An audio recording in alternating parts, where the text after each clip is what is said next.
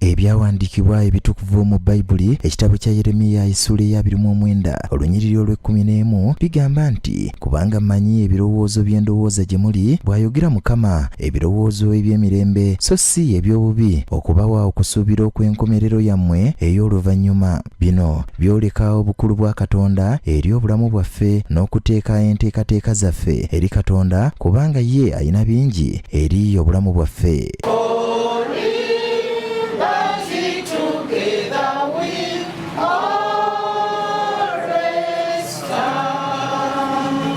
Bwe rutyo omwana ono yatuula ekibiina kye ekye12 oba senior 4 era n'asoma bulungi, wabula maama w'omuto n'asalawo amulagire agende mu kufumbirwa ekintu ono kye yagaana.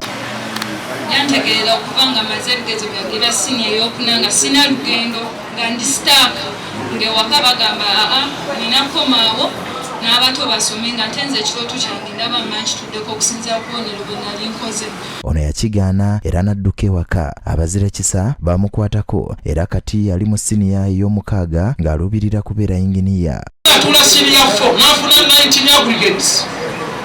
Kitegeeza nti mu sabjekiti 8 ze bakonsidaringa bw'oba okoze average buli emu yafuna 2 D2 omwana ayise siniya 4 ne first grade ya 19 omwaka 2024. Maama we atamuzaala yamugamba todda ku so, olina kugenda ofumbirwe.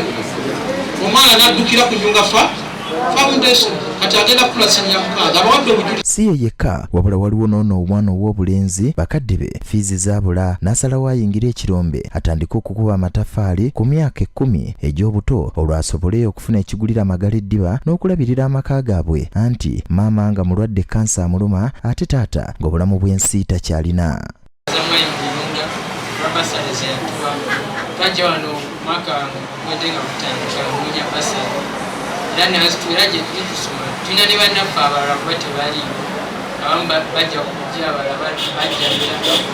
Ono omuzira kisa amanyiddwa nga Kayira era omukulu w'essomero erimu mu bitundu eby'Emunyonyo yamukwatako n'amuweerera paka lwamazeeko ekibiina ekyomusanvu ng'ayitidde mu ddaala erisooka.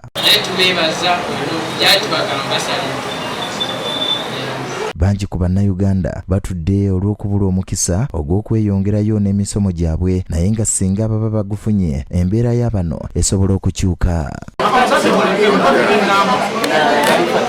Omumyuka awakulira ekika ky'Engabi Ennyunga Oweekitiibwa Stephen Muyunga olw'okubanga naye yakwatibwako abazira kisa mu kusoma kwe, bw'atyo yasalawo okutandika ekitongole ekidduukirira abaana abalina obuzibu n'ensimbi ez'okusoma. Naye lwa bintu ebikulu bibiri, engeri gye nnakuzibwamu n'engeri gye nnayitamu okutuuka mu kiseera kino nali nfuuse, kubanga nze nayambibwa nnyo abantu abatanzaala era nayambibwa nnyo bayizi bannange. Nze bayizi bannange lumu bansasulirako fiizi. Ono ng'ayogerako eri abazadde ababadde bazze okufuna ku basale abaana baabwe basobole okweyongerayo mu masomero ag'enjawulo, ayina obubaka obw'enjawulo bwe yabawadde n'okulabula. Uganda naddala mu abazadde abali wano twatondebwa mu kifaananyi kya Katonda, naye Katonda waffe nagwe twatondebwa mu kifaananyi kye. Katonda kwagala saba twagaliza abaana betutaza. Abazadde balaze okusiima kwabwe olw'okuyambibwako, kubanga bangi ku bo babadde balemereddwa okuzza abaana baabwe mu masomero. Abaana bange taata wange yafa omwaka oguwedde n'andekera abaana bana, naye bwe najja wano banyaniriza bulungi nnyo